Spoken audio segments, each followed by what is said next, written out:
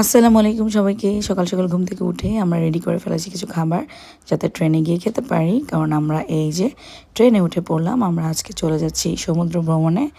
বেশ একটা ভালো জার্নি হবে, 2 ঘন্টা 10 মিনিটের। প্রথমবারের মতো সমুদ্র দেখতে যাচ্ছি শাড়ি পরে।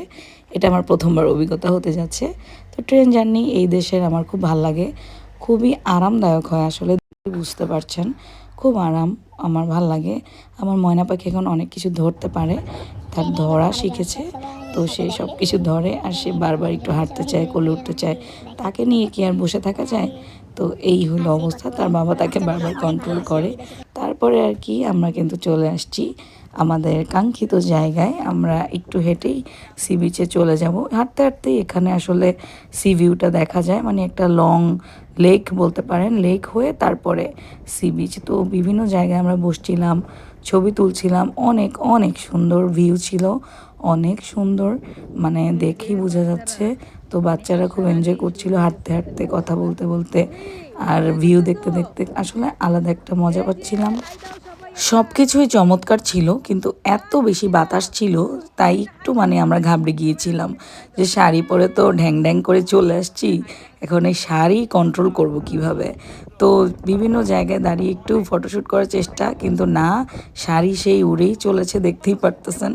তো হাঁটতে লাগলাম। রুহি এখানে অনেক মজা পাচ্ছিল, মানে এত বাতাস, মানে একটু হলে মনে হচ্ছিল যে উড়ে যাবে রুহি। বা আমি এত স্বাস্থ্যবান মানুষ, আমিও উড়ে যেতে পারি, এই অবস্থা। যাই হোক, তো তারপরে এই যে রুহির বাবা আবার একটু পানিতে হাত ভিজিয়ে নিল, মানে পানিগুলো এত সুন্দর, ধরতে ইচ্ছা করছিল। আর সামনে এই যে সবাই আগাচ্ছিল। তো যেতে যেতেই আমরা সি ফুড রেস্টুরেন্ট পেয়ে গেলাম, সেখানে বসে পড়লাম একদম সি বিচের কাছেই, মানে বিচ দেখা যাচ্ছিল একদম এই সাইড দিয়ে। ওই যে একটু খেয়াল করলে একদম বিচ দেখা যাচ্ছিল। তো বসে যার যার মতো অর্ডার করে দিলাম সি ফিশ, সি ফুড, যে যেটা খাবে। তো আমরা চিংড়ি পছন্দ করি, আমি তো কাটা টুটা বাছতে পারি না সব সময়।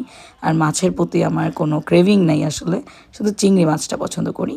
তো আমি আর রুহি চিংড়ি নিলাম, রুহির বাবা বড় একটা তাই না? ফিশ নিয়ে এটা নিল। এটা দেখুন। তো এখন এটা নিচে তো খাওয়ার বরফ পালা। থাকে, ঠান্ডা চিংড়ি, বাট মজা আছে, তাই না? ইয়াম্মি। কেমন লাগছে? সেই অনেক মজা। রাহাকে একটু দিবা না? হ্যাঁ, খাবে না? খালি তো সামনে। খাওয়া দাওয়া শেষে আমরা আর ওখানে বেশিক্ষণ বসিনি রেস্টুরেন্টে। আমরা চলে আসলাম মেইন স্পটে, এই যে এই জায়গাটায় চলে আসছি। এখানে সুন্দর করে লেখা আছে। তো ভাবলাম তাড়াতাড়ি একটু ঘুরে টুরে আমরা রিটার্ন করব, কেননা রাহার অলরেডি ঠান্ডা লেগে থাকে, তার মধ্যে এত বাতাস, আমার একটু ভয় ভয় হচ্ছিল। যতই হোক অনেক ছোট একটা বাবু সে, আর রুহিও তো এত ঠান্ডা সহ্য করতে পারে না। তো আমরা ভাবলাম যে তাড়াতাড়ি চলে যাব, যাই একটু তাড়াতাড়ি ফটোশ্যুট করি, ঘুরে টুরে আসি। আসলে ঠান্ডার থেকে বেশি বাতাসটা ঝামেলা করছিল।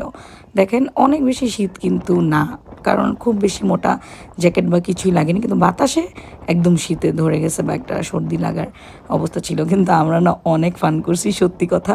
এই বাতাস থাকাতে আরও বেশি মজা হয়েছে, কারণ ফানি মোমেন্টগুলো তৈরি হয়েছে বাতাসের জন্যই। কারণ বাতাস না থাকলে হয়তো এত মজা পেতাম না, আর এত হাসাহাসি হতো না। তো যাই হোক, রুহি অনেক খুশি। এখানে আসার উদ্দেশ্যই হলো, রুহির 2 সপ্তাহ স্কুল ছুটি ছিল। তো আশেপাশে তো ঘুরেছি, একটু দূরে কোথাও যাওয়া হয়নি, তাই ভাবলাম চলো একটু সি বিচটা ঘুরে আসি। আর আমি যেহেতু একজন সি লাভার আসলেই, আর সামার ছাড়া তো মানে আর বের হওয়া যাবে না, আল্লাহ বাঁচিয়ে রাখলে নেক্সট ইয়ার ইনশাল্লাহ। তো ভাবলাম একটু ঘুরেই যাই। তো আমরা বেশ এনজয় করছিলাম। রুহি তো একদম বাতাসে, মানে খুব খুশি, রুহি অনেক খুশি হয়েছে সত্যি কথা। তো রাহাকে একদমই বের করতে পারছিলাম না, আর ওর বাবা সর্বোচ্চ চেষ্টা করেছে যাতে ও সেফ থাকে, তাই খুব একটা ওকে আমি ভিডিওতে আনতে পারিনি।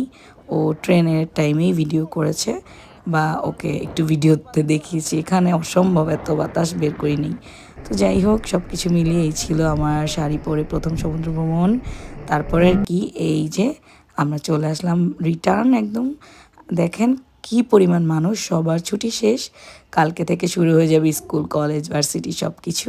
তো সব মিলিয়ে দারুণ একটা ডে ট্যুর হয়ে গেল, সবার সাথে শেয়ার করলাম। আল্লাহ হাফেজ, ভালো থাকবেন সবাই।